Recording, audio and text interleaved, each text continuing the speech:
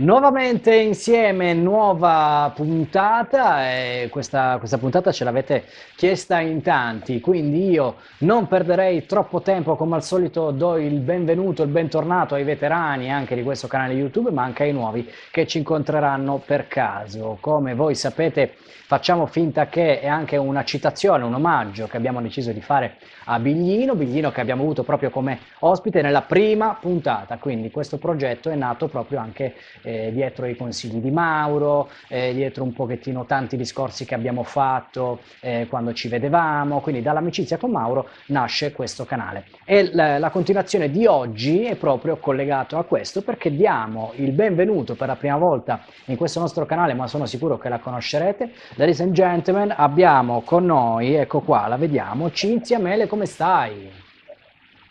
Ciao Gianluca, io sto bene, tu? Tutto bene.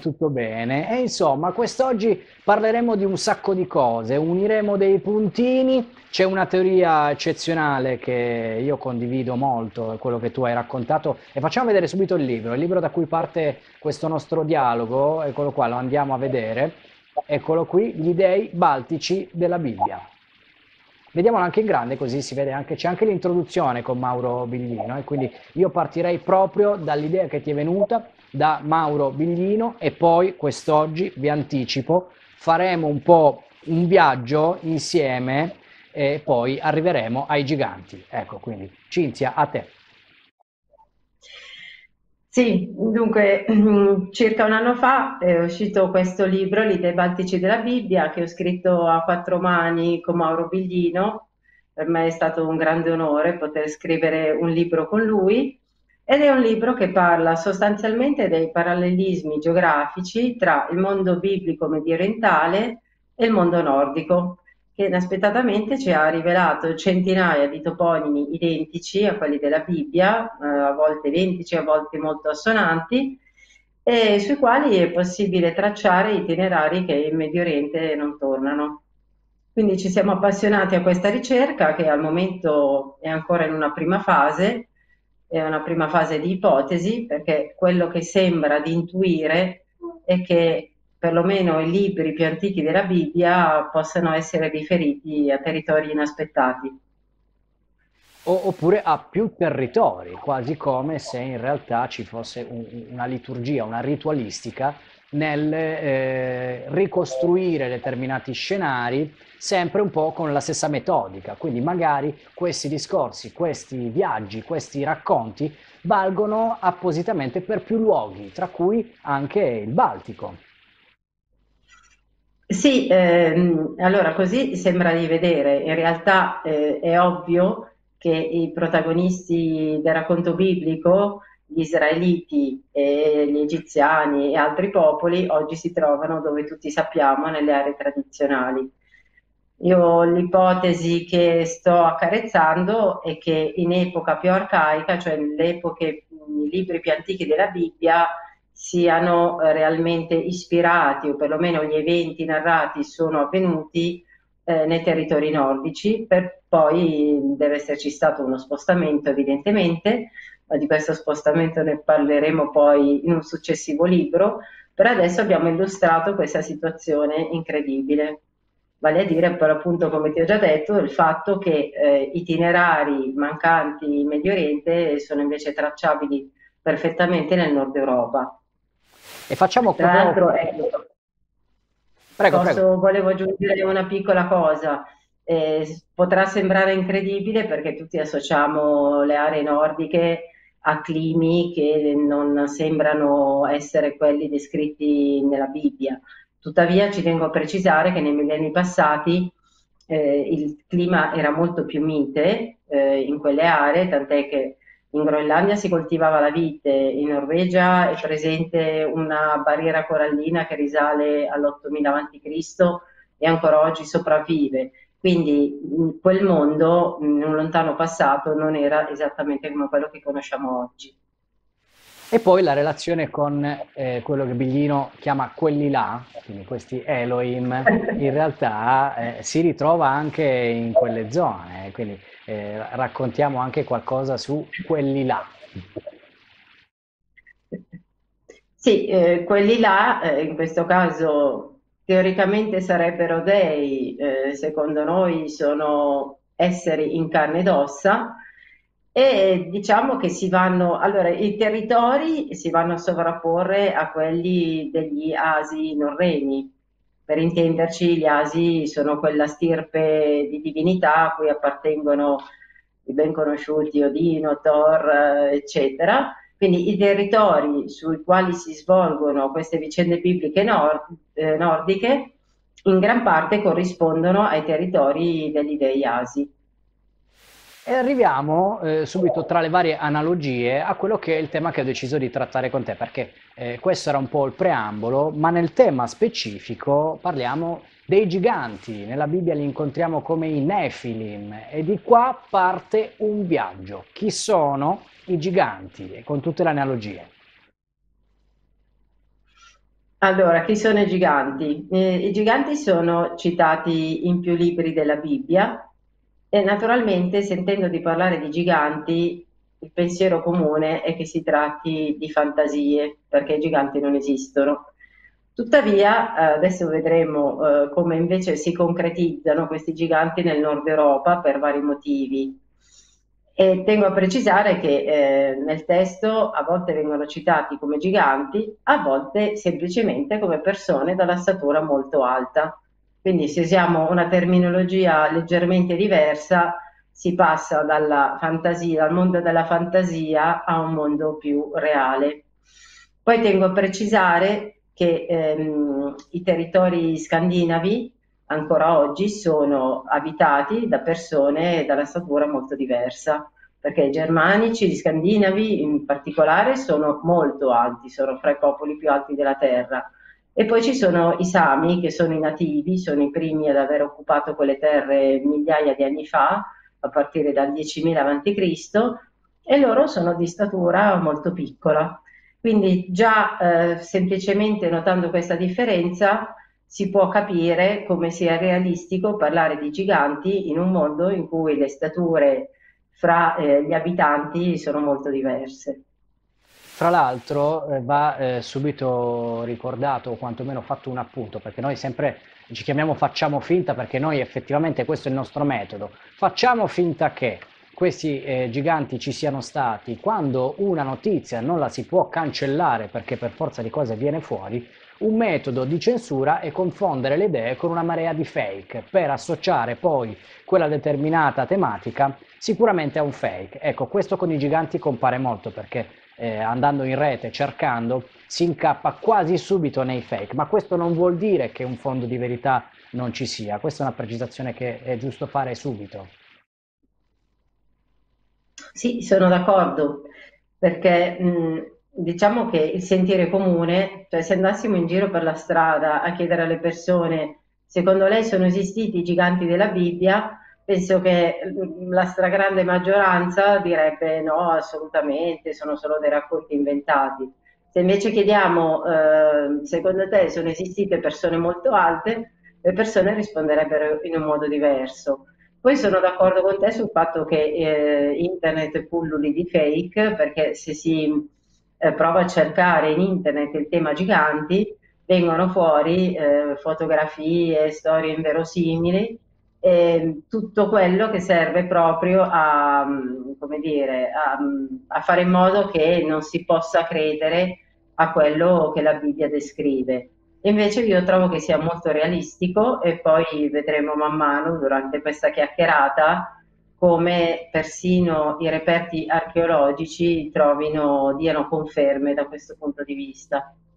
E compaiono fra l'altro in tutto il mondo, quindi in tutto il mondo ci sono dei reperti, ci sono delle leggende, ci sono delle storie, ci sono libri sacri che parlano nominandoli in prima persona o raccontando semplicemente con un riferimento temporale, tipo in quell'epoca c'erano anche i giganti, che la buttano lì, ma è comunque una frase di grande senso in cui si può veramente andare a cercare, si può partire di lì per capire la storia. Partiamo dalla Bibbia, poi magari facciamo altri riferimenti in giro su altre puntate precedenti, su quanto detto riguardanti i giganti, ma nella Bibbia Biglino stesso fa riferimento spesso con varie teorie a quelli che sono i Nefilim, e di qua partiamo con te. Chi erano i Nefilim?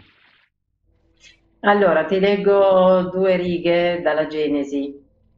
In Genesi 6 si dice: C'erano sulla terra i giganti a quei tempi e anche dopo, quando i figli di Dio si univano alle figlie degli uomini.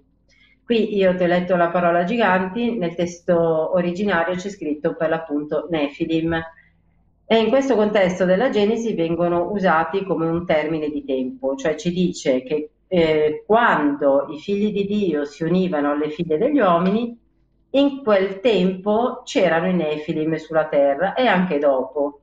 Lascia sottintendere che poi andranno a scomparire, o perlomeno io la interpreto così. Comunque cita questi Nefilim che sarebbero giganti. E già qui sembrerebbe di iniziare dal mondo della fantasia. Per quanto riguarda il nord, ho riscontrato un parallelismo che è davvero interessante. Quindi la Bibbia parla dei Nefilim, che è una parola plurale, quindi per il singolare bisogna togliere la M finale, quindi le consonanti che indicano il nome proprio sono la N, la F e la L. E il nome deriva dall'aramaico Nefilà, che a sua volta indica la nebulosa di Orione. Quindi nella Bibbia abbiamo questi, chiamiamoli NFL, perché in ebraico poi le vocali sono state inserite successivamente, che sono giganti e che alludono al concetto, sono legati al concetto del nebuloso. Nel mondo norreno, nella mitologia norrena, c'è il Niflheimr, che sarebbe il mondo delle nebbie dove vivono i giganti. Quindi Eimr vuol dire luogo, quindi se lo togliamo rimangono anche qui le stesse consonanti dell'ebraico, e anche nel mondo norreno, in questo regno, vivono i giganti, che in italiano di solito vengono descritti come giganti di ghiaccio, ma in realtà in inglese vengono già definiti misti, cioè anche questi sono nebulosi. Quindi praticamente abbiamo giganti nebulosi con lo stesso nome, sia nella mitologia norrena e sia nel testo biblico. E poi Già questo questo. si riallaccia anche a dei riscontri geografici che magari vediamo dopo. E poi proseguiamo, perché in realtà, come parabola, come racconto tra i più celebri della Bibbia, si parla di Davide contro Golia. E quindi arriviamo anche subito qua. Sì, guarda, Davide contro Golia è bellissimo perché davvero sembra di essere davvero nel mondo delle favole. Anche qui io vorrei fare delle considerazioni. Golia è un campione dei Filistei e è un personaggio unico, diciamo, non tutti avevano la sua altezza e la Bibbia lo indica alto 6 cubiti e un palmo, quindi facendo i conti arriviamo circa a 2,80 m. È davvero molto alto, però dobbiamo considerare che per l'appunto lui è una persona, un gigante che spicca sugli altri, quindi non tutti avevano quell'altezza. Sembrerebbe incredibile, e poi di solito la domanda che viene posta è come mai non si trovino i reperti dei giganti. Siccome a me piace fare le cose facili, non c'è bisogno di andare a cercare reperti, perché oggi ci sono persone viventi che si trovano nel Guinness dei primati o anche con altezze leggermente inferiori come campioni di pallacanestro o di altri sport, comunque sono tutti registrati in internet, ci sono i filmati, ci sono le foto che non sono fake, e l'uomo più alto del mondo inserito nel Guinness dei primati è alto 2 metri, era alto perché è morto negli anni 40, un tale Vaslov, era alto 2,72 m, quindi praticamente esattamente come il gigante Golia, quindi era vivo, era vegeto ed esisteva. Poi, se mi si fa notare che si tratta di eccezioni, A me quello che interessa poter dire è che queste altezze sono raggiungibili dagli esseri umani e se sono eccezioni può darsi che lo fossero anche nel racconto biblico, tant'è che quando i giganti vengono descritti con un certo stupore, quindi non facevano parte dell'assoluta normalità. Però, come vedi, se si va a ragionare e se si va a guardare la realtà che è sotto i nostri occhi, quello che sembra favola, favola non è. Questo per abituarsi un po' all'idea di vederli, ma in realtà poi anche in altre scuole iniziatiche, abbiamo visto anche in altre puntate dove parlano dei titani, della creazione dell'uomo e in molti di questi racconti, in realtà i primi tentativi di umanità vengono fatti proprio con i giganti, con persone molto molto alte, che sembrano essere un po' i primi tentativi, quindi una razza a sé. E quindi poi noi da qui partiremo, perché poi come abbiamo visto, li abbiamo visti anche in Sardegna. E prima tu citavi proprio le altezze. Sulle altezze ci sono anche poi tutta una serie di riferimenti, perché al di là degli scheletri ossei che possono essere trovati come meno e qualcuno possa andare a obiettare su quello, ci sono però quelli che erano i letti, quelli che erano i sarcofagi in altre civiltà, insomma le proporzioni, quelle proporzioni lì in realtà non tornano e sono esattamente quelle di cui hai citato tu prima. Effettivamente, ti ripeto, queste altezze sembrano esagerate e io vorrei fare un po' di considerazioni. Innanzitutto, in passato, fino a circa al 12.000 avanti Cristo, la Terra era popolata da quella che si chiama megafauna, cioè c'erano degli animali che troviamo ancora oggi sulla Terra, ma in dimensioni molto ridotte. Io non ho una risposta a questa domanda che sto per fare agli ascoltatori, ma che faccio soprattutto a me stessa. Mi sono chiesta cioè, se è possibile che fra questa megafauna esistessero normalmente anche degli esseri umani di altezze superiori al normale proprio per loro tipologia, per loro genetica. Di questi non mi risulta che siano stati trovati reperti, come si diceva prima. Però ecco, diciamo che vedendo come si è evoluta la natura e come la natura si è sbizzarrita, mi è sempre rimasto il dubbio che anche gli umani potessero in un tempo molto lontano aver raggiunto delle altezze diverse rispetto a quelle di oggi. Poi Ecco, per quanto riguarda il nord, lì ci sono state delle catastrofi naturali, veramente di dimensioni colossali, che penso abbiano distrutto un intero mondo e non so quale mondo abbiano distrutto, però c'è stato un meteorite che è caduto in Groenlandia proprio nel 12.000 avanti Cristo, poi ci sono stati, dopo intorno all'8.000 avanti Cristo c'è stato uno tsunami catastrofico che è partito dalla Norvegia e ha di nuovo inondato la Groenlandia, quindi tutti eventi registrati dalla scienza. E poi c'è stato un meteorite caduto in Estonia tra il 3000 e il 2000 avanti Cristo, e quindi tutti questi eventi sono stati veramente catastrofici. E se lì esisteva un mondo leggermente diverso da quello che conosciamo noi, credo che debba essere andato distrutto, però magari un giorno troveranno qualcosa. o magari l'hanno già trovato, ma se lo tengono ben stretto. Ecco, O e io magari i ghiacci della Groenlandia ci riveleranno sorprese quando si scioglieranno.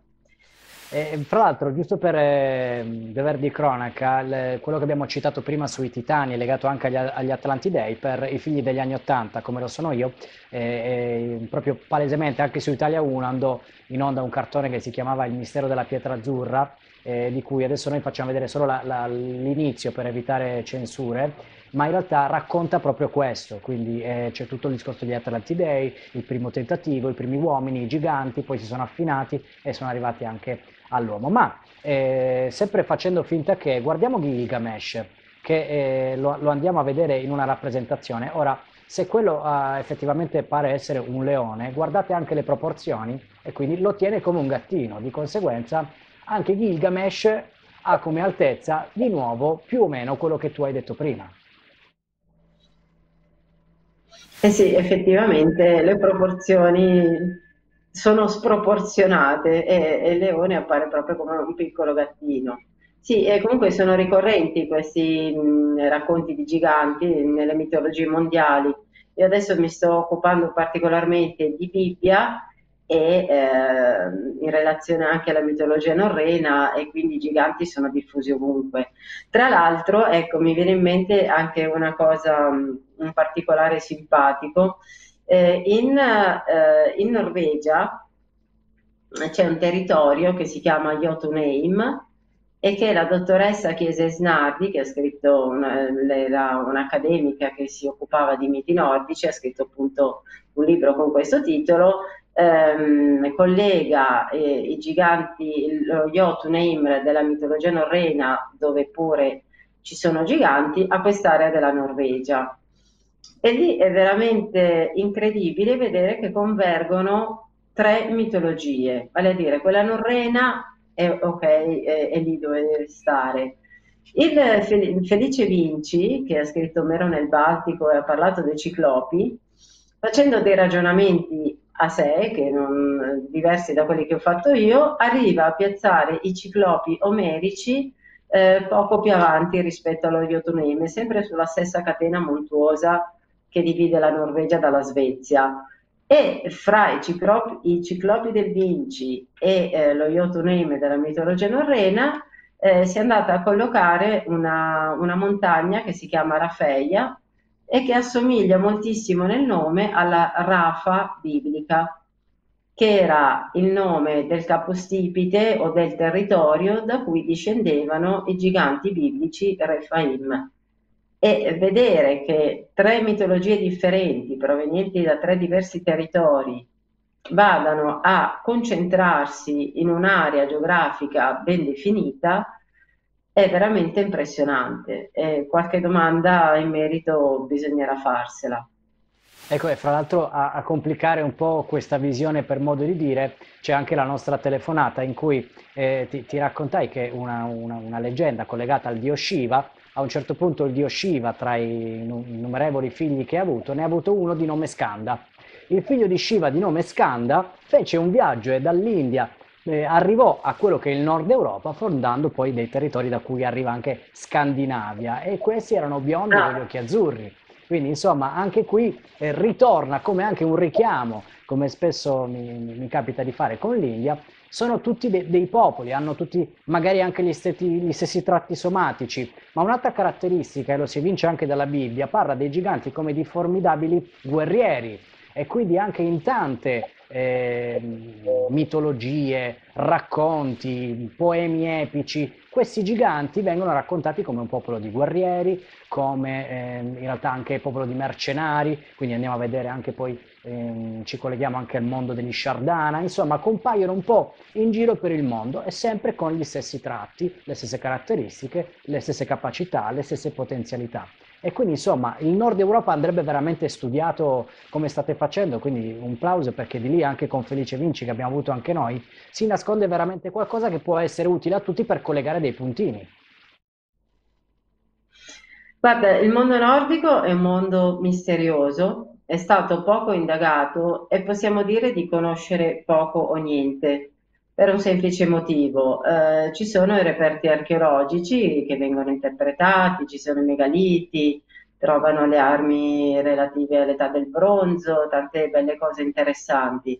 Purtroppo è una specie di buco nero, perché non avendo la scrittura è apparsa nel Nord Europa in forma di scritte runiche intorno al 300 d.C., in Finlandia la scrittura appare addirittura nel 1000 d.C., quindi mentre non so, in Egitto o i Sumeri già scrivevano da migliaia di anni, nel Nord Europa o non scrivevano o se scrivevano non ci sono arrivate tracce di questo.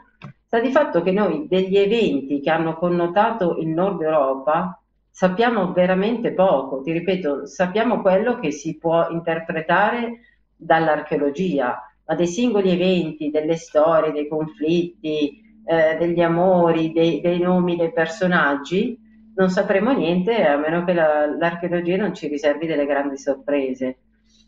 Io ho trovato molto interessante studiare la toponomastica perché la toponomastica si tramanda anche oralmente e rimane come dire, stabile nel tempo, perché i toponimi costituiscono un punto di riferimento.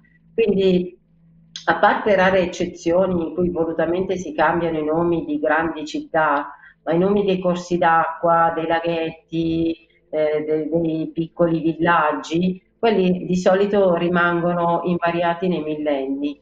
E quindi io li considero una specie di reperto archeologico immateriale e studiare questi reperti è molto interessante anche perché sono gli unici, cioè è un qualcosa in più che abbiamo da studiare in mancanza della scrittura. E fra l'altro anche la mitologia, quindi a pensare per esempio a Thor, che poi anche la Marvel sta rendendo nota, perché poi molti magari anche grazie alla Marvel stanno scoprendo quella che è la mitologia nordica, che ha un sacco di riferimenti molto interessanti, che andrebbero comparati a tutta una serie di altre leggende o di altri testi, come stai facendo tu. Quindi è lodevole, insomma, questo lavoro. Che cosa ci puoi raccontare anche di questa mitologia nordica che tanto affascina? Ma guarda, a me quello che sta affascinando e che poi sto studiando in merito a questo secondo libro sto cercando di capire quale fosse la relazione, considerato che il racconto biblico e la mitologia nordica si vanno a collocare dal mio punto di vista negli stessi territori, sto cercando di capire quale fosse la relazione. Non è particolarmente facile perché mentre per la Bibbia possiamo datare in qualche modo gli eventi, non so, Abramo si riesce a collocarlo intorno al 2000 a.C., l'Esodo verso il 1300, eccetera. La mitologia nordica, diciamo così, ci sono varie ipotesi, c'è chi la pone nella più antica e remoto passato e chi in tempi molto più recenti. Quindi non è un lavoro facile, però io sto cercando appunto, vedendo come si vanno a sovrapporre i territori, sto cercando dei punti di contatto e con i giganti questo è avvenuto, perché come ti ripeto, i giganti biblici, allora prima abbiamo parlato dei Nefilim, poi ci sono anche i giganti Refaim che discendevano da questa Rafa che ho trovato col nome di Rafeia sotto forma di monte, quella catena montuosa di cui ti parlavo. E qui, tra l'altro, ho trovato dei riscontri a livello geografico veramente interessanti, perché nel Deuteronomio si parla delle vicende del re Og, che la Bibbia descrive come l'ultimo dei Refaim, probabilmente intende all'ultimo di stirpe reale, quindi anche qui si capisce che comunque questa razza di giganti era una razza che andava a distinguersi, probabilmente c'erano poche persone che ancora appartenevano a questa stirpe. E al re Og vengono attribuite varie città e nello specifico poi si dice che dormiva in un letto lungo 4 metri. In realtà mi ha spiegato Mauro, perché sia ben chiaro io l'ebraico non le conosco, quindi lui mi informa su quello che dice realmente il testo biblico. La Bibbia non parla esattamente di un letto, ma di un luogo in cui il re Og giaceva. Ora, io ho trovato nella Svezia del Sud varie città, numerose città perfettamente omonime di quelle citate nel testo biblico. Abbiamo Am, Save, Golam, che tra l'altro Golan c'è proprio l'altopiano del Golan anche in Medio Oriente. E poi soprattutto la città di Tor Astarod, sempre nel sud della Svezia. Questa città è particolarmente interessante perché il nome assomiglia molto a quella della residenza del re Og, che nella Bibbia è indicata come Astaroth. Quindi se teniamo conto che in svedese Tor significa luogo oppure torre o castello, il nome svedese quindi è Tor Astarod, ma il vero nome proprio è Astarod. Se teniamo anche conto della pronuncia germanica piuttosto dura, si può notare tranquillamente che Astaroth è identica alla Astaroth biblica. Ora, quello che è veramente sorprendente è che nelle vicinanze della Astaroth svedese, a pochi chilometri, c'è il tumulo di Kivik. Questo è un sito archeologico veramente suggestivo perché c'è questo enorme tumulo che ha 70 metri di diametro e una volta era alto 15 metri, poi è stato depredato, hanno portato via i sassi che lo compongono, quindi adesso è alto 4-5 metri. Comunque prima era chiamato la piramide del nord perché ha delle dimensioni veramente importanti. E all'interno, ah ecco, qui ecco, questo è il tumulo visto dall'alto, qui la forma di cono non si vede, sembra quasi piatto, ma in realtà è un cono. E quei puntini microscopici che vediamo verso il centro, quelle sono persone che si stanno avvicinando all'entrata. Questo per dare l'idea di quanto sia immensa questa struttura. All'interno c'è un sarcofago di pietra che è lungo 4 metri, esattamente la dimensione del luogo in cui giaceva il re Og biblico.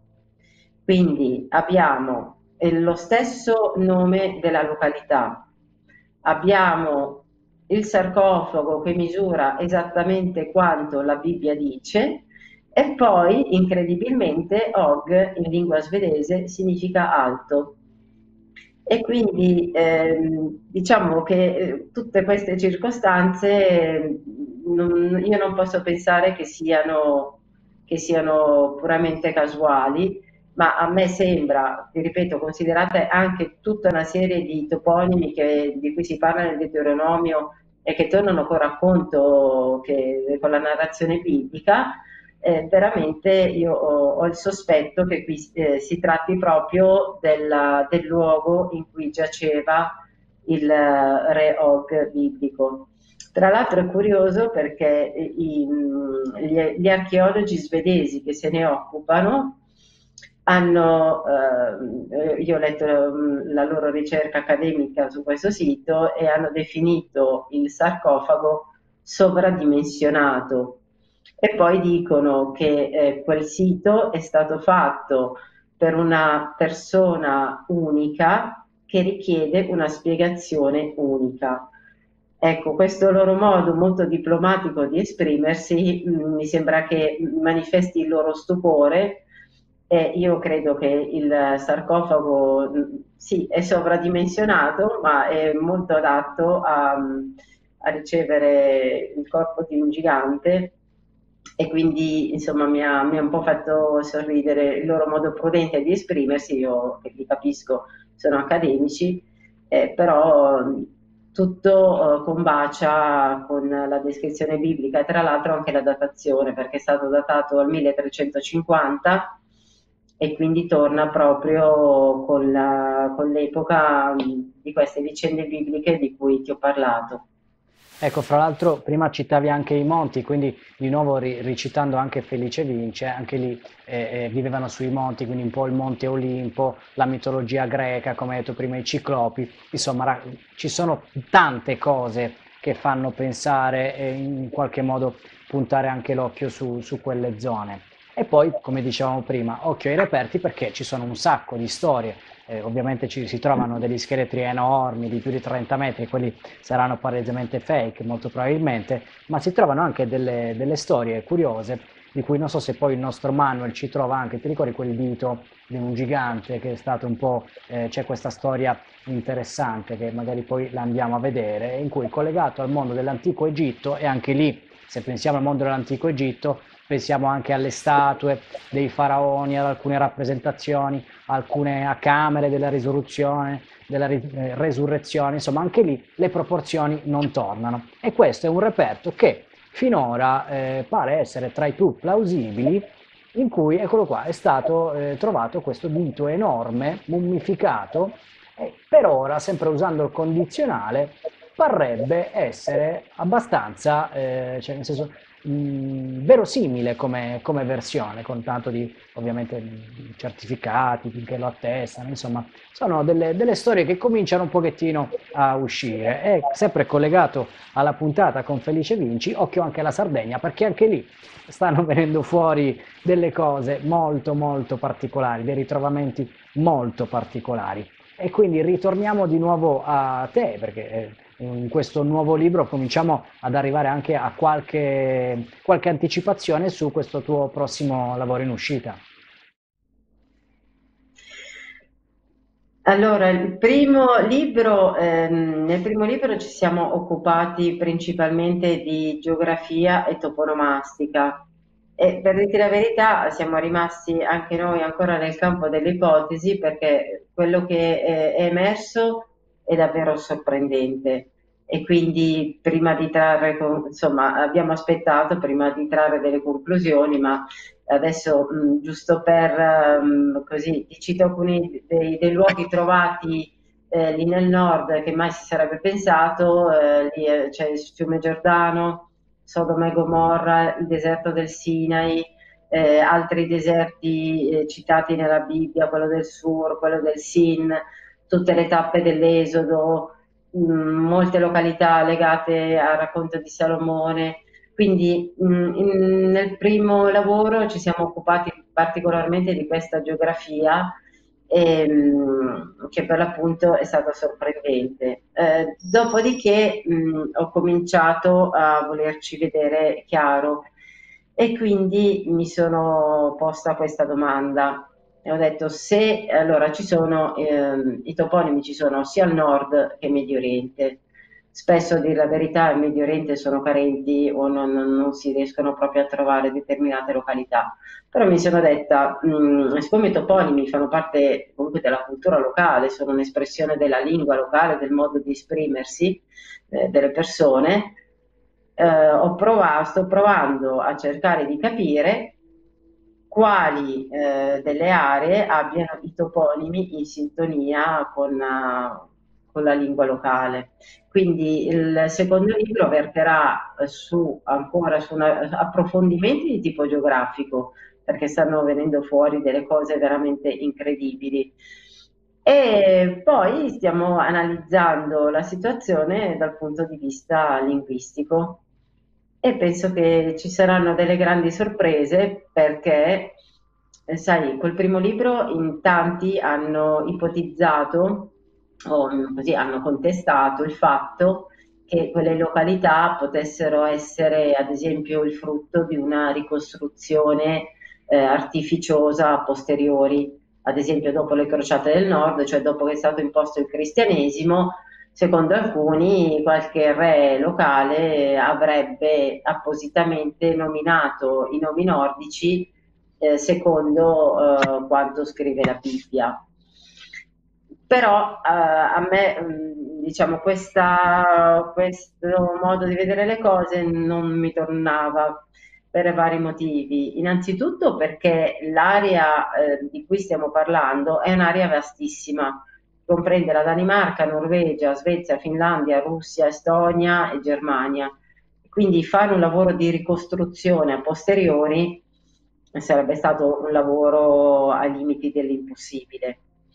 Poi in questa spiegazione non sarebbe sufficiente a spiegare anche quello che ha trovato il Vinci, perché lui è stato un apripista in questo settore e quindi dovremmo pensare che i re nordici, non avendo niente di meglio da fare, hanno prima nominato, così, hanno dato i nomi nei loro territori secondo la Bibbia, poi già che c'erano hanno tirato fuori anche l'Iliade e l'Odissea. Poi hanno anche nominato in Finlandia le località secondo antichi nomi egizi che nella Bibbia non sono nemmeno citati. Quindi, diciamo, io non trovavo spiegazioni, non trovavo accettabile la spiegazione semplicistica della ricostruzione a posteriori e per cui adesso prossimamente ci saranno, nel libro che sarà pubblicato, faremo un'analisi dal punto di vista linguistico per vedere se i nomi aderiscono alle lingue nordiche oppure a quelle mediorientali. Ad esempio, ti faccio l'esempio di Sodoma perché è una città famosissima, e tutti la conoscono, e si trova in Finlandia, tra l'altro si trova lì insieme a tutta la Pentapoli, insieme al fiume Giordano e insieme a tutto quello che la Bibbia descrive con esattezza, compresi i pozzi di bitume che la Bibbia cita e che mai avrei pensato di trovare in Finlandia. Invece esistono perché lì il bitume viene prodotto da millenni, viene prodotto dagli alberi, dal legname delle conifere, quindi dal legname resinoso, e quindi lo producono e ci sono ancora oggi queste specie di fornaci che servono per l'appunto a produrre il bitume. E ti dicevo, per quanto riguarda l'etimologia del nome, Sodoma sembra un nome assolutamente finlandese, perché la parola soda o sotu, a seconda si parli del finlandese o del careliano, che è una regione limitrofa, significa guerra, e ma significa terra, quindi un nome come Sodoma potrebbe essere una terra di guerrieri, no, sì, una terra di guerrieri, anche perché i popoli del passato ci tenevano a dare dei nomi che dessero lustro insomma, a loro stessi, appunto, in veste di valorosi guerrieri. E per contro in Medio Oriente quelle località non sono mai state rinvenute e la Bibbia dice che sfuggono ad ogni identificazione, il che significa che non sono state rinvenute né dal punto di vista archeologico né sono citate in altre fonti storiche e né il nome è collegabile a un qualcosa di conosciuto. E fra l'altro, come dice Mauro, in realtà pagarono l'essere infedeli dal punto di vista di Elohim, quindi cambiando un po' la guida, in realtà quello di prima va a terminarli come un amante tradito. Guarda, questa cosa si capisce molto bene, la spiegherò più chiaramente nel secondo libro di quanto abbia fatto nel primo, perché le divinità, allora gli asi norreni sono una stirpe di divinità che è in conflitto con l'altra stirpe, quella degli dei vani. E gli dei Vani, secondo Snorri, che è uno storico islandese del 1200, Snorri li colloca al di là dei territori finlandesi, dove adesso c'è la Russia, insomma all'incirca in quell'area lì. E quindi se osservando la carta geografica si vede proprio che la pentapoli di Sodoma e Gomorra è a ridosso del confine e quindi vicina agli dei Vani. E quindi diciamo ho ventilato l'ipotesi che era quella l'alleanza che loro stavano cambiando, quindi sia ben inteso che gli dei debbano essere intesi come governanti, quindi io perlomeno li intendo così, e quindi proprio la localizzazione della pentapoli di Sodoma lascia presupporre che stessero passando dall'altra parte della barricata. Eccola, sì. Poi c'è anche Gomorra esattamente lì vicino. Oggi sono solo due zone boschive perché poi la Finlandia penso che si sia spopolata come altre terre nordiche col sopraggiungere del clima rigido che ancora oggi c'è, ma in passato doveva essere più abitata di quanto non lo sia adesso. Fantastico, Sì, anche anche perché, scusa, mi è venuta in mente una cosa interessante a proposito di spopolamenti. Una cosa che mi ha lasciato veramente sorpresa del territorio finlandese è questo. A parte il fatto che sono usciti dalla preistoria nel 1000 d.C., e questa a me è sembrato un qualcosa di incredibile perché tutti sappiamo quanto siano civili i popoli nordici e immaginarli all'età della pietra, in tempi praticamente fino all'altro ieri, mi sembra un qualcosa di incredibile. Non ho le prove, ma sono convinta che in qualche modo la scrittura l'avessero conosciuta già prima. Quello che ti volevo raccontare è il fatto che sulle coste finlandesi, nelle regioni dell'Ostrobotnia, ci sono delle strutture megalitiche che vengono chiamate inappropriatamente chiese dei giganti, naturalmente non sono chiese, comunque sono delle strutture megalitiche costruite tra il 3000 e il 1500 a.C., oggi sono collassate, non sono particolarmente belle da vedere, che avevano una funzione misteriosa, nessuno ha capito cosa servissero. Comunque a me quello che interessa è che c'erano, qualcuno costruiva queste strutture megalitiche. Nel primo secolo Tacito, quando parla dei Fenni, che coincidono all'incirca con i finlandesi o i popoli ugrofinnici, quindi non esattamente riferiti ai confini che ci sono oggi, comunque definisce i Fenni come un popolo che vive in miserevoli condizioni vivendo sotto le frasche degli alberi. Praticamente non si costruivano neanche delle semplici casette di legno, insomma, il minimo che si possa pensare. E quindi è veramente incredibile constatare che 3000 anni prima e fino a 1500 anni prima qualcuno costruiva mura megalitiche e dopo c'è un collasso totale, cioè una civiltà che ritorna a vivere praticamente quasi allo stato animale. Io penso che in quel lasso di tempo debba essere successo qualcosa di veramente interessante e spero un giorno di capire cosa esattamente. Ecco, questo perché la versione ufficiale non lo so, non lo sa dire, quindi quando non sa qualcosa si inventa una teoria, supponendo che siano in buona fede.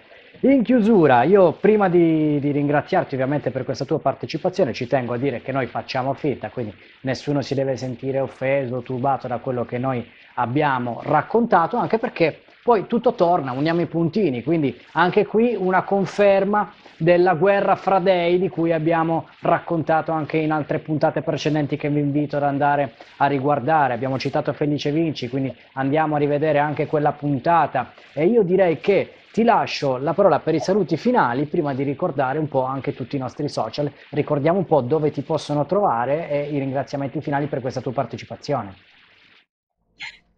Mi possono trovare, guarda, di solito persone che sono curiose, ogni tanto mi scrivono su Messenger, io sono Cinzia Mele, quindi ogni tanto ci sono persone che mi scrivono, se qualcuno vuole chiedermi qualcosa io sono sempre felice di rispondere e basta, sono stata contenta di stare qua con voi e speriamo di rivederci.